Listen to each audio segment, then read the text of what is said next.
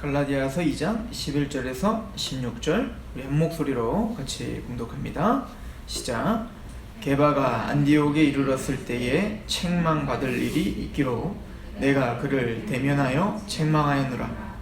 야고보에게서 온 어떤 이들이 이르기 전에 게바가 이방인과 함께 먹다가 그들이 오매 그가 할례자들을 두려워하여 물러가매 남은 유대인들도 그와 같이 외식함으로 바나바도 그들의 외식에 유혹되었느니라. 그러므로 나는 그들이 복음의 진리를 따라 바르게 행하지 아니함을 보고 모든 자 앞에서 게바에게 이르되 내가 유대인으로서 이방인을 따르고 유대인답게 살지 아니하면서 어찌하여 억지로 이방인을 유대인답게 살게 하려느냐 하였노라. 우리는 본래 유대인이요 이방 죄인이 아니로되 사람이 의롭게 되는 것은 율법의 행위로 말미암음이 아니요 오직 예수 그리스도를 믿음으로 말미암은 줄 알므로 우리도 그리스도 예수를 믿나니 이는 우리가 율법의 행위로서가 아니고 그리스도를 믿음으로써 의롭다함을 얻으려 함이라. 율법의 행위로서는 의롭다함을 얻을 육체가 없느니라. 아멘. 오늘은 사도 바울에 의해서 베드로가 책망을 들은 내용을 기록하고 있죠. 사도 베드로와 사도 바울은 초대교회에 있어서 동등된 사도고 또 근데 굉장히 상징성이 있는 사도들입니다. 베드로는 바로 유대인에게 보내진 하나님의 사도의 대표성을 띠고 있고 바울은 이방인에게 보내진 사도의 대표성을 띠고 있어요. 그래서 그 이방인들과 유대인들이 함께 한 몸이 되고 함께 예배를 드리게 된 첫 교회가 어디냐면 바로 안디옥 교회입니다. 그래서 이 사도행전에 보면 안디옥 교회가 설립되고 바나바와 바울이 그곳에 파송이 되고 거기에 이제 이방인 교회가 세워졌다는 얘기를 듣고 이제 바나바와 바울이 그곳에 가게 돼서 이제 목회를 하게 되죠. 그러면서 그 안디옥 교회에서부터 크리스찬, 즉 그리스도인이라 칭함을 받았더라 라고 표현되어 있습니다. 굉장히 중요한 얘기인 거예요. 그러니까 이제는 사도행전이 말하고 있는 내용이 뭐죠? 너에게 성령이 임할 건데 그 성령이 임하면 예루살렘과 온 유대와 사마리아와 땅끝까지 이르러 내 증인이 되리라 라고 한 거죠.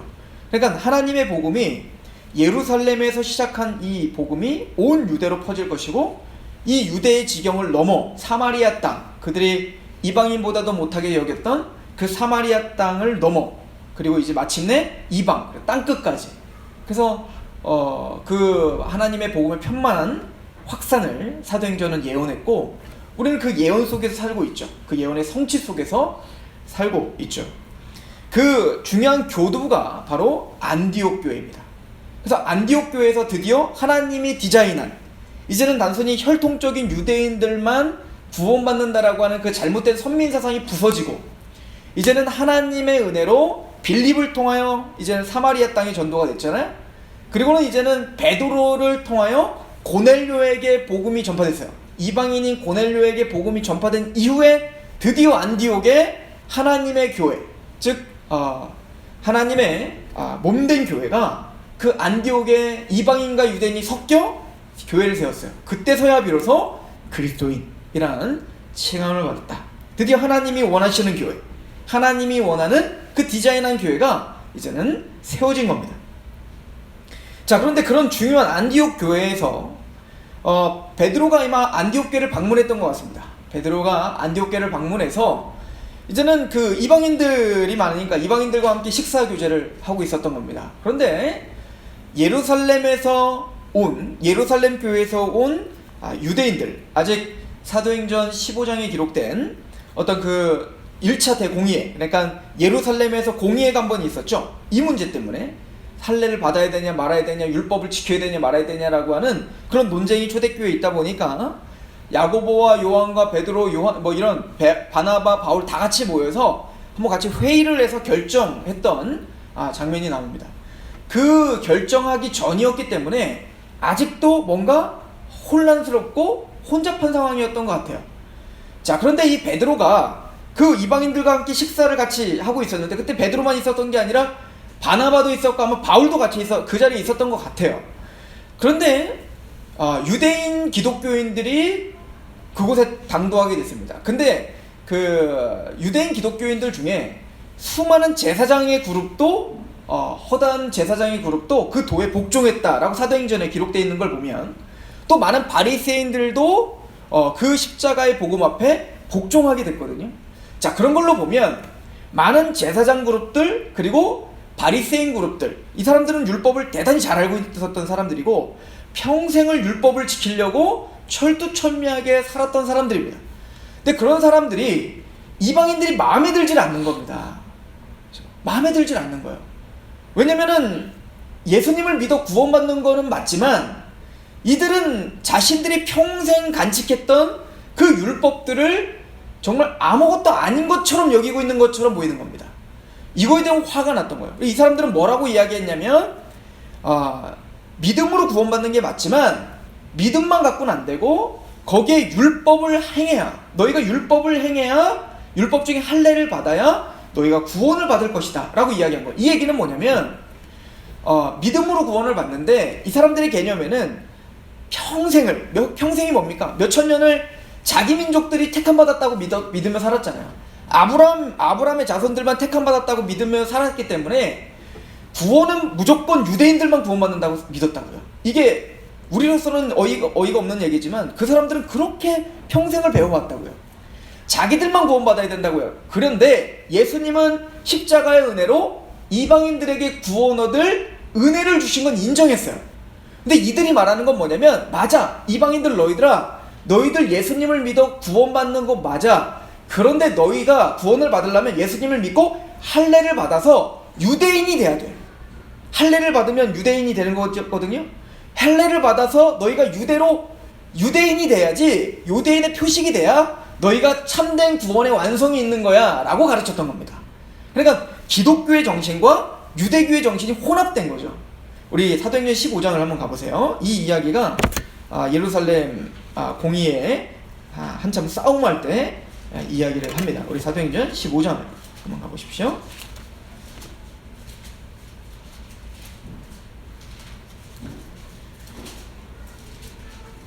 사도행전 15장 1절입니다. 어떤 사람들이 유대로부터 내려와서 형제들을 가르치되 너희가 모세의 법대로 할례를 받지 아니하면 능히 구원을 받지. 그러니까 얘네들은 할례가 구원의 조건이라고 생각하고 있었던 거예요.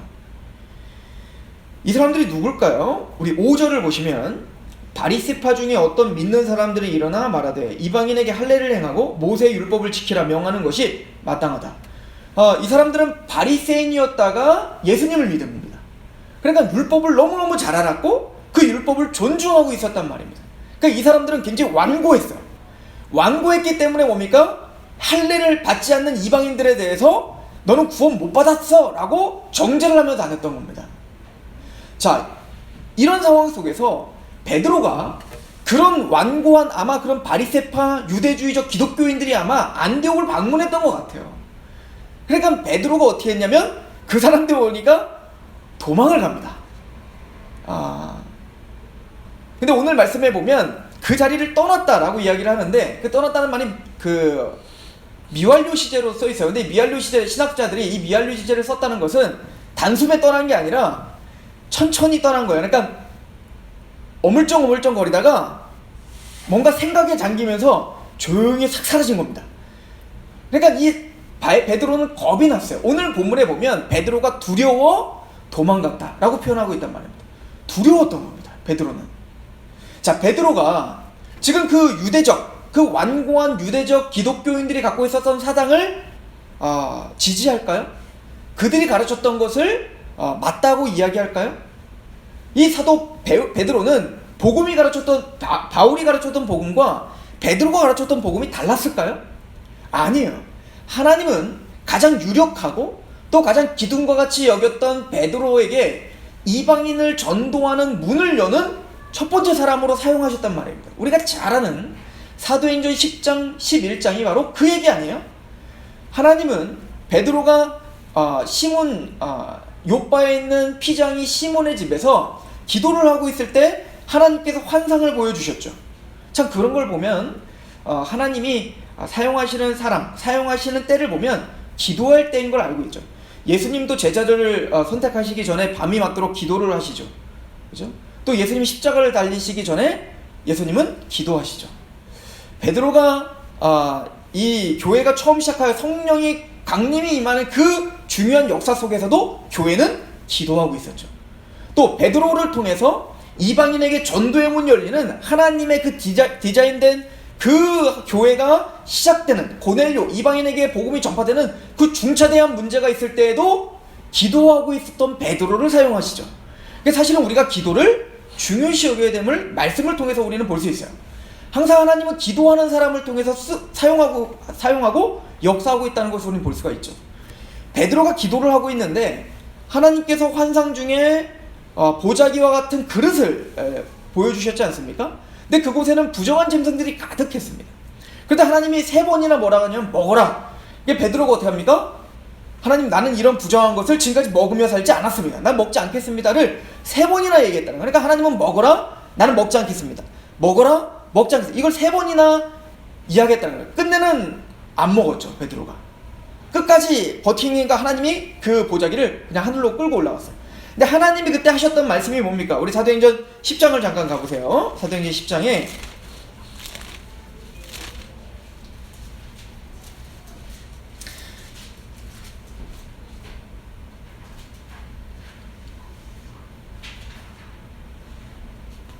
13절입니다. 또 소리가 있으되 베드로가 일어나 잡아먹으라 하거늘 베드로가 이르되 주여 그럴 수 없나이다. 속되고 깨끗하지 아니한 것을 내가 결코 먹지 아니하였나이다 한데 또 두 번째 소리가 있으되 하나님께서 깨끗하게 하신 것을 내가 속되다 하지 말라. 하나님이 이미 속되다 했다. 하나님이 속되다 했다면 그 누구도 부정하다 할 수 없다라고 이야기한 거죠. 베드로는 이것을 어떻게 해석하고 어떻게 깨달았습니까? 우리 28절입니다. 같이 한번 읽어보겠습니다. 28절 시작. 이르되 유대인으로서 이방인과 교제하며 가까이 하는 것이 위법인 줄은 너희도 알거니와 하나님께서 내게 지시하사 아무도 속되다 하거나 깨끗하지 않다 하지 말라 하시기로 부름을 사양하지 아니하고 왔노라 묻노니 무슨 일로 나를 불렀느냐. 이 베드로가 뭐라고 하죠? 그 환상을 통해서 큰 것을 깨달았습니다. 뭐죠? 이제는 이방인들은 더 이상 속되거나 부정한 민족이 아니다는 거예요. 이제는 하나님의 거룩한 백성이 될 수 있는 자격이 있다. 예수 그리스도의 십자가로 이미 모든 담은 허물어졌다는 걸 믿었다고요. 그래서 고넬료네 집에 가서 너희도 알거니와 유대인이 이방인과 식사를 같이 하는 것은 위법이라는 걸 너희는 잘 알 것이다. 율법의 모세의 율법에서 어긋난다는 건 너희도 잘 알 거야. 그럼에도 불구하고 하나님은 너희를 속되다 하지 않았기 때문에 나는 이제 너희의 집에 왔노라. 그리고는 나중에 이 고넬료와 같이 식사교제를 하죠. 그 식사교제를 한 것도 미완료로 끝났다는 거 아닙니까? 그건 뭐죠? 끊임없이. 그리고 어느 한 날만 이방인들과 먹은 게 아니라 베드로는 그 이후에 이방인들과 식사를 하고 식사교제했다는 건 그 당시 뭐죠? 동등되고 함께 식사를 참여하며 또 성망창각이 다 이어지는 거 아닙니까? 즉 뭔가 하나님의 몸된 우리가 한 식구고 한 가족이라는 걸 인정하는 행태가 바로 식사교제란 말이에요. 그러니까 이 베드로의 마음에는 온전한 복음이 심겨져 있었고 하나님의 계시로 이방인들과 식사교제하는 것이 합당하며 그것이 올바른 것임을 이미 알고 있었다고. 그런 베드로인데 몇 장이 못 가서 이제는 안디옥에 가서 그 완고한 유대주의자들이 오니까 도망을 가더라는 것입니다. 바울은 이 사건을 대단히 심각한 사건으로 여겼습니다. 이거는 단순히 베드로가 그냥 한 가지 실수한 거야, 괜찮아, 이렇게 넘어간 게 아니라 바울은 이것을 공개적으로 비판했습니다. 오늘 본문에 보면 이 바울은 베드로의 이 사건을, 이 행동을 전체 교회 앞에서 그리고 대단히 격하게 그 앞에서 면책했다라고 표현하고 있죠. 경고하고 면책하고 징계했다. 이게 무슨 얘기냐면 대항했다라고 하는 말입니다. 베드로 앞에서 그를 대항하여서 당신은 틀렸다라고 하는 걸 공포하고 많은 사람들 앞에서 그 비판을 했다는 거예요. 우리가 생각할 때는 좀 베드로의 체면이 좀 구겨져 있지 않았겠어요? 베드로가 그 당시에 어떻게 보면 초대교회 가장 어떻게 보면 유력한 사도인데 그런 사도들을 많은 성도들 앞에서 핀잔을 준 거잖아요. 어찌 보면 바울이 너무 과격하게 베드로를 몰아세운 것이 아닌가. 그러나 바울은 그거에 대한 전혀 죄책감이나 잘못했다는 생각을 하지 않았습니다. 대로 지금 갈라디아 교회에게 편지를 보내면서 그렇게 내가 행동하고 베드로를 면책한 것은 내가 잘한 것이다 라고 지금 이야기를 하고 있는 것이죠. 왜 그럴까요? 베드로는 대단히 큰 영향력을 끼치는 목회자였습니다. 베드로의 잘못은 단순히 개인적인 잘못이라기보다는 초대교회의 진리가 혼란스러워지는 대단히 중요한 역할을 하고 있었던 게 바로 베드로였어요. 이때만 해도 사실은 바울보다도 베드로의 말이 훨씬 더 권위가 있었던 시대였단 말입니다. 바울은 베드로 한 사람뿐만 아니라 그 베드로를 통하여 세워지는 이 교회, 초대교회, 하나님의 교회가 혼란스러워지고 무너지는 것에 대한 참지 못하는 분노가 있었던 겁니다. 이대위를 하면서 그냥 여러 가지 이제 그 이단들과 이야기를 하며 또 공청회를 열고 이런 과정들을 지켜보면서 좀 답답한 것들이 있었어요. 뭐냐면 잘못된 교리를 가르치고 또 그런 잘못된 교리를 가르치는 사람들이 한둘이겠습니까? 그리고 제 설교를 이단대책위원회에서 제 설교를 싹 다 가져다가 분석하면 저도 이단되지 않겠어요? 누군들 그 설교에서 잘못된 것을 못 뽑아내겠냔 말이에요. 그러나 지속적이고 그리고 완고하게 구원론과 신론과 교회론과 이런 중요한 교리에 있어서 지속적이고 완고하게 끊임없이 잘못된 교리를 가르치고 자신을 신격화시키고 자신에게 모든 성도들이 집착하게 하는 그런 행태들의 설교를 하고 있는, 게다가 그런 사람들이 100명, 200명 교인을 이끄는 목회자가 아니라 많게는 몇만 명, 몇천 명을 이끌고 또 많은 한국 교회에 책을 팔고 영상을 통해서 몇십만 명의 어떤 구독자와 영상을 보는 사람들이 있다면 한국 교회는 그런 사람들을 가만히 둘 수가 없는 겁니다. 그럼 어떻게 해야 될까요? 그래서 공청회를 여는 겁니다. 당신들의 교리가 뭐가 잘못됐는지 그것을 반박할 것이 있다면, 우리가 잘못 알고 있다면 그것들에 대해서 당신이 반박할 기회를 줄 테니 한국 교회 앞에서 우리가 같이 한번 논해보자 라고 하는 게 공청회란 말입니다. 네, 굉장히 유력한 한 지도자는 안 된다는 겁니다. 공청회 하지 말자는 겁니다. 내가 다 고치겠다는 겁니다. 그리고 이미 고쳤다는 거예요. 다 고쳤고 또 고칠 거라는 겁니다. 그러니까 제발 공청회 하지 말라는 겁니다. 그냥 조용히 개인적으로 사적으로 만나서 그냥 뭐만 고쳐야 될지만 얘기해달라. 그럼 고치겠다는 겁니다. 문제는 뭘까요? 고쳤다고 했지만 그를 따르고 있는 사람들이 뭘 고쳤는지 전혀 몰라요. 여전히 그 책은 팔리고 있고 전혀 그곳에서 뭐가 고쳐졌는지를 말하고 싶지 않은 겁니다. 그럼 그 목회자가 지금 우선순위로 두고 있는 건 뭐죠? 자기 체면입니다. 자신이 몇만 명을 이끌고 있는데, 자신이 뭔가를 지금 가르치고 있는데 그게 잘못된 가르침이라고 하는 치명적인 상처를 받는 것이 두려운 겁니다.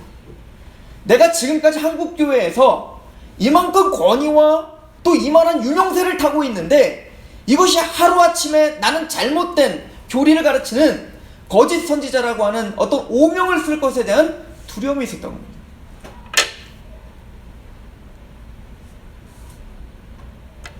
하나님의 복음이 뭐가 진리고 어떤 것이 진짜 하나님의 말씀인가에 대한 고집스러운 어떤 집착이 아니라 내 체면과 나의 어떤 명성, 이것이 더 중요했다는 겁니다. 그런데 이것이 바로 그 유명한 베드로가 취했던 행동이었다는 거예요. 베드로도 그 순간 갑자기, 또 베드로도 또 이해도 되게요. 왜냐면 바울은 이방인을 위한 사도지만 이 베드로는 죽었다 깨나 누구에게 지금 복음을 전하고 있습니까? 유대인들에게 다가가 유대인들을 회심시키는 사람이었단 말입니다. 바울이야 이방인들에게 전도할 수 있는 모든 준비가 다 돼 있었어요. 여러 언어에 능통했고 또 어느 철학자를 만나도 이야기할 수 있는 준비가 돼 있었단 말입니다. 그럼 하나님은 베드로는 유대인들에게 적합하게 유대인들에게 복음을 전할 수 있도록 그렇게 하나님이 준비시켜준 사도 아닙니까? 그런데 이 베드로가 그러다 보니까 누구에게 의식할 수밖에 없죠? 유대인들에게 잘 보여야 됐단 말입니다. 유대인들에게 뭔가 자신의 명성이 흠집이 가버리면 베드로 자신이 어떤 율법을 하나님의 율법을 존중히 여기지 않는다는 소문이 돌고, 또 지금 교회의 유력한 지도자가 됐는데 지금 바리새인들과 제사장이었던 사람들이 기독교인으로 돌아왔다면 이 사람들이 초대교회에서 얼마나 큰 세력을 형성했을까요? 그러니까 그 사람들도 잘 다스려야 될 책임이 베드로에게 있었기 때문에 그들의 비위를 건들면 안 됐던 거예요. 그러니까 베드로는 순간 어떻게 했을까요? 야, 니들이 잘못했어! 라고 하고 간 건 아니에요. 또 왜? 이방인 또 교회들에게 또 상처가 될까봐 어쩔 수 없이 우왕좌왕하다가 몰래 싹 빠져나간 거죠. 그런데 중요한 거, 오늘 본문에 보시면 베드로의 이 행동이 얼마나 심각한 타격을 줬냐면, 바나바가, 바울을 세웠던 바나바도 초대 지도자 중에 한 사람 아닙니까? 목회자 아닙니까? 바나바조차도 유혹당하여 같이 도망갔다는 거 아닙니까? 생각해보세요. 복음이 왔습니다 라고 했는데 여러분들과 베드로가 같이 있었는데 베드로가 도망가면 여러분들 거기 버티고 있을 수 있겠어요? 베드로가 도망갔는데 나도 도망가야죠. 어디 가세요? 그럼 또 도망가야죠. 그러니까 바나바가 거기 유혹당하여 넘어졌다는 얘기는 초대교회의 그 어떤 누가 베드로의 이 행동에 유혹당하지 않겠냔 말입니다. 이거에 대한 화가 났던 거예요, 바울은. 단순히 베드로를 핀잔하고 베드로를 뭔가 베드로의 어떤 권위를 떨어뜨리기 위해서 바울이 했던 것이 아니라, 바울의 우선순위는 오직 하나입니다. 하나님의 교회입니다. 하나님의 교회가 거룩해야 되고 하나님의 말씀, 진리의 복음은 타협없이 전파되어야 된단 말입니다. 그런데 지금 베드로가 하는 행동은 자기가 전한 복음과 모순되는 행동을 했단 말이에요.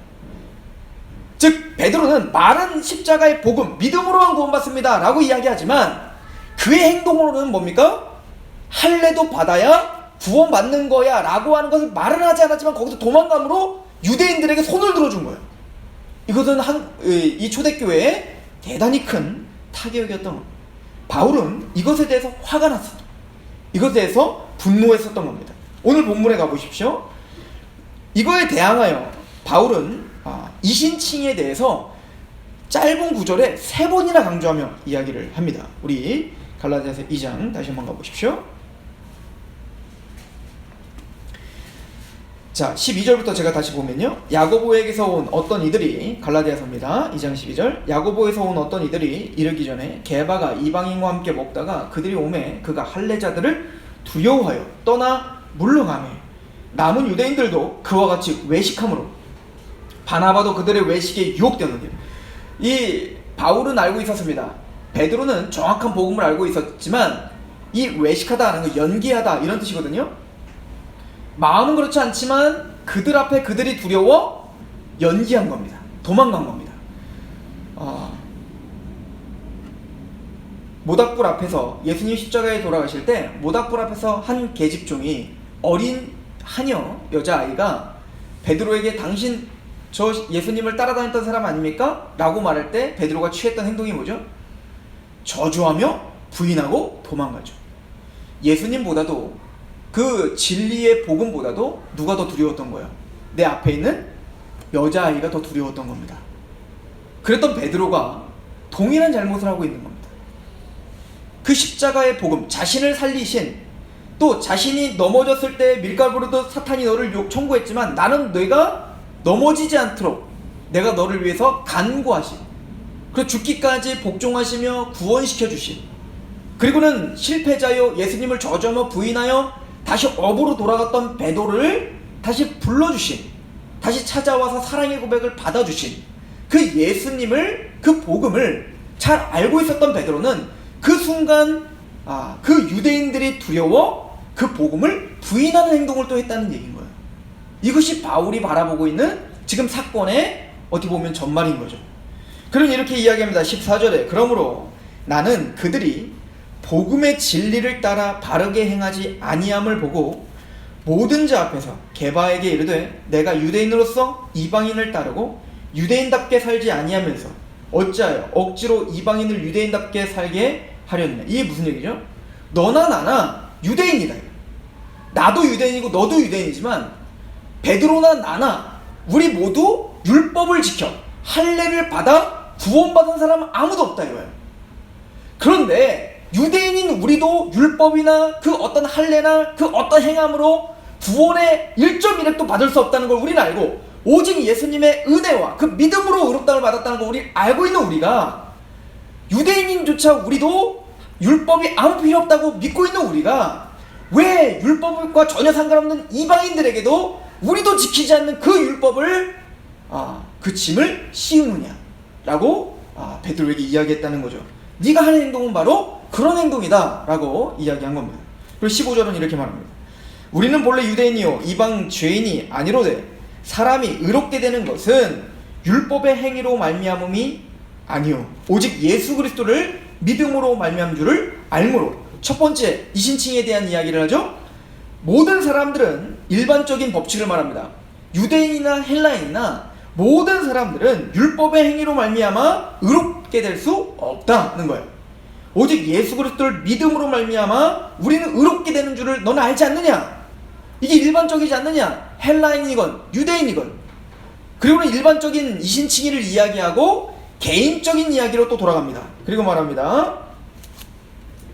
우리도 그리스도 예수를 믿나니 이는 우리가 율법의 행위로서가 아니고 그리스도를 믿음으로써 의롭다함을 얻었다. 일반적인 법칙이 그러한 것처럼 베드로나 나나 당신이나 나나 다 예수님을 믿음으로 우리는 의롭다함을 받은 거 아닙니까? 이걸 또 반복하고 있죠. 이신칭에 대한 이 법칙을 또 반복적으로 설명하고 있단 말입니다. 그리고는 왜 모든 사람들이, 그리고 우리가 개인적으로 믿음으로 구원받을 수밖에 없는지에 대해서 또 설명합니다. 계속 읽어보겠습니다. 율법의 우리 16절 다시. 사람이 의롭게 되는 것은 율법의 행위로 말미암음이 아니요 오직 예수 그리스도를 믿음으로 말미암은 줄을 알므로. 그래서 첫 번째 일반적인 원칙을 이야기했죠. 두 번째, 우리도 그리스도 예수를 믿나니 이는 우리가 율법의 행위로서가 아니고 그리스도를 믿음으로써 의롭다함을 얻으려 함이라. 개인적으로 우리들도 그렇게 의롭다함을 받았다. 유대인인 우리도, 이방인만 그런 게 아니라. 그리고 율법의 행위로서는 의롭다함을 얻을 육체가 없느니라. 만일 우리가 그리스도 안에서 의롭게 되려 하다가 죄인으로 드러나면 그리스도께서 죄를 짓게 하는 자냐? 결코 그럴 수 없다. 왜 우리는 이방인이건 유대인이건 왜 오직 믿음으로만 의롭다함을 받을 수밖에 없지? 율법의 행위로는 의롭다함을 얻을 육체가 없기 때문이다 는 거죠. 로마서 1장을 보시면 사도 바울이 유대인의 죄에 대한 이야기를 합니다. 너희는 율법을 가졌고 그 율법의 잣대로 너희는 죄인이다. 율법을 행하지 않았기 때문에. 그러면 이방인들은 그러겠죠. 우린 율법이 없었으니까 죄인이 아니겠네요? 아니, 너희에게도 하나님이 율법을 주셨다. 바로 양심이다. 모든 사람들에겐 양심을 주셔서 뭔가 잘못하면 죄책감을 갖게 했다는 거예요. 그것은 뭐죠? 유대인들은 성문적인 율법이 있었지만 우리는 양심이 율법이 되어 하나님 앞에 정죄를 받게 했다는 거예요. 그래서 유대인도 죄인, 이방인도 죄인, 그리고 모든 인류가 죄인이다 라고 성경은 로마서 1장에서 사도 바울이 이야기를 해줘. 근데 왜 그렇게 우리는 죄인인 것을 강조하고 왜 이런 죄인이 율법을 지킬 수 없을까요? 우리 로마서 8장을 보면서 오늘 말씀을 좀 마무리할까요? 로마서 8장.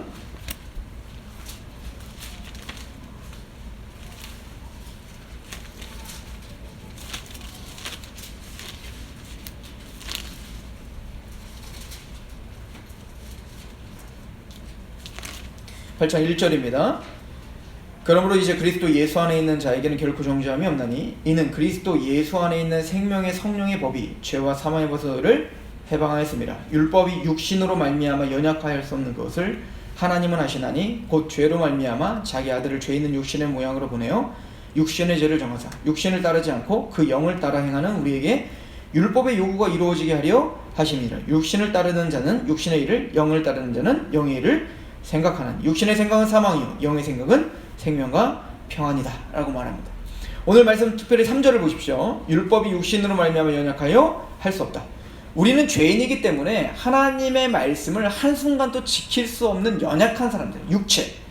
이 육체로 있는 동안에는 우리는 하나님의 말씀을 지킬 수 없는 무력한 상태고 또 우리는 하나님의 말씀을 지킬 수 없는 연약한 상태다. 그래서 우리는 할례를 받건 율법을 행하고 그 어떤 것으로도 의롭다움을 받을 수 없다. 베드로야, 넌 그거를 잘 알지 않느냐? 라고 책망을 했다라고 이야기를 합니다. 사실 오늘 바울이 베드로에게 책망한 중심은 이겁니다. 베드로가 말로는 복음을 전하고 있지만 그의 행동을 통해, 그의 삶을 통해 복음을 대항하고 있다는 거예요. 우리도 그럴 수 있다는 얘기입니다. 말로는 십자가의 복음, 은혜, 믿음을 이야기하면서도 우리의 삶의 태도를 통해서 은혜가 아니라 율법을 전하고 있을 수도 있다는 얘기인 거예요. 자칫 잘못하면 교회 안에 꼭 바리새인들처럼 자기가 갖고 있었던 사고 체계가 있어요. 내가 지금까지 행해왔던 어떤 교회의 어떤 형태들, 또 나의 신앙의 어떤 체계들, 우리는 서로 다른 사람들이 모였습니다. 이방인과 유대인은 너무나 달랐죠. 그래서 사실은 바울도, 우리가 지난주에 상고해봤지만 바울도 유대인들에 대해서 얼마나 많이 배려했는지 몰라요. 그래서 유대인들을 그래도 어쨌든 다독거리고 또 이해해주기 위해서 그들에게 복음이 선포되는 데 있어서 율법에 대한 어떤 그 존중하지 않은 태도를 보이지 않기 위해서 정결 의식도 직접 했고, 그죠? 또 디도 같은 경우는 할례를 받기도 했잖아요. 디모데 같은 경우는. 근데 또 디도 같은 경우는 할례를 받지 않게 했죠. 그러니까 유대인들 앞에서, 헬라인들 앞에서 사실 할례를 받고 안 받고 율법을 지키고 안 지키고 아무런 이유가 없단 말입니다. 복음을 믿는 게 중요하고 십자가의 은혜를 믿는 게 중요하단 말이에요. 근데 우리는 자칫 예수님의 은혜와 믿음을 이야기하면서도 그 복음이 아닌 자기만의 어떤 사고와 자기만의 율법을 가지고 사람들을 정죄하고 사람들을 비판하는 것으로 교회를 분열시킬 수 있다는 얘기인 겁니다. 예수님이 많은 바리새인들과 또 거기 유대인들이 가늠하다 잡혀온 여인을 돌로 치려고 했을 때 예수님이 그 여인에게 한 얘기가 뭐죠? 나도 너를 정죄치 않는데 누가 너를 정죄하겠니? 라고 하죠. 정죄의 직분은 우리에게 있는 게 아니라 하나님께 있는 것입니다. 그렇죠? 우리는 복음을 전할 뿐입니다. 그 복음을 전함으로 우리는 그 십자가의 은혜와 사랑을 이야기할 뿐입니다. 베드로는 말은 그렇게 했지만 그의 행동 속에서 그 복음을 부인하며 살았다는 얘기인 거예요. 물론 베드로는 참 대단한 것은 베드로는 바울의 그 책망을 받아들였습니다. 그래서 베드로후서 같은 걸 보면 사랑하는 바울이 복음을 정말 정확하게 잘 전하고 있었다. 그러니까 바울과 바나바는 이 사건 이후, 이것 때문에 깨어지거나 싸우지 않았어요. 이 사건 이후 바로 사도행전 15장이 진행되는 겁니다. 이 사건이 있었기 때문에 베드로도 이 심각성을 더 깊이 깨달은 겁니다. 이게 이렇게 어려운 싸움이구나. 나조차도 이렇게 외식할 수밖에 없는 싸움이구나. 그래서 베드로가 어떻게 했죠? 예루살렘에서 야고보와 베드로가 다 같이 모여서 바로 바울의 편이 되어서 이 율법이 아닌 오직 은혜로만 구원받는다라고 하는 법을 제정해버렸죠. 그러니까 베드로는 참 대단한 사람인 거예요. 우리는 실수가 없는 사람이 대단한 게 아니에요. 모든 사람은 실수가 다 있습니다. 중요한 건 그 실수를 받아들이는 겁니다. 그리고 돌이키면 되는 겁니다. 베드로는 그래서 정말 존경받기 합당한 사도였던 것이죠. 그러나 베드로조차도 그렇게 실수할 수 있는 그 상황이 우리에게 있다는 것을 알고 우리는 끊임없이 우리를 점검하고 우리가 전하는 복음과 우리의 삶의 태도가 모순되지는 않는지를 한번 좀 되돌아봐야 되는 그러한 서로의 어떤 배려와 그런 섬김이 있어야 될 줄로 믿습니다. 기도하겠습니다. 하나님 아버지 너무나 감사합니다. 살아온 환경이 다르고 또 타고난 성품이 다르고 또 생각과 하고 있는 일들과 또 성별이 다르지만 한 복음 가운데 같이 녹아지고 한 교회를 불러주셔서 그리스도인이라 칭해 주셔서 감사합니다. 하나님, 그럼에도 불구하고 우리가 살아온 전통과 우리가 평생을 갖고 있었던 가치관으로 서로 비판하고 비난하고 분열하지 않게 주님께서 우리를 지켜주시고 지혜를 더하여 주셔야 됩니다.